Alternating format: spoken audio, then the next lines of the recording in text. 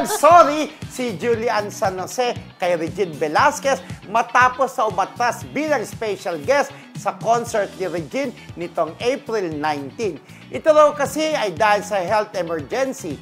Nag-post naman si Julian sa social media para i-congrats ang matagumpay pa rin na concert ni Asia Songbird.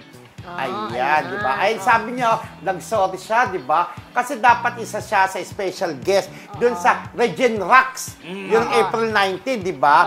Pero hindi siya nakarating kasi nga meron daw siyang emergency issues, kumbaga, emergency sa health, di ba? Emergency concern. Pero ngayon parang okay na siya kasi napanood na siya doon sa show nila nung Sunday.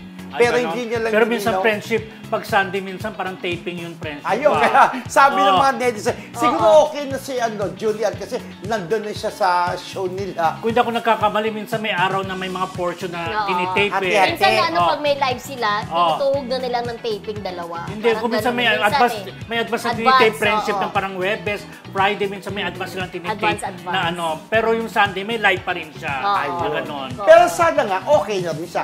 At isang malaga, sabi nga niya, di ba, ni Julian, gusto ko rin ulit may experience yun, makasama ka sa isang stage yung nagkakantaan sila, di ba? Yung gano'n. Kaya lang, syempre, naiintindihan naman ni Regine na hindi siya nakarating yung tsaka concert. pag health issue, dapat yun muna unahin. Health concern, di ba? Bawat ako kayo na lang, sabi. Etos lang. Janela, ikaw ba yan, di ba? Etos lang. Etos lang.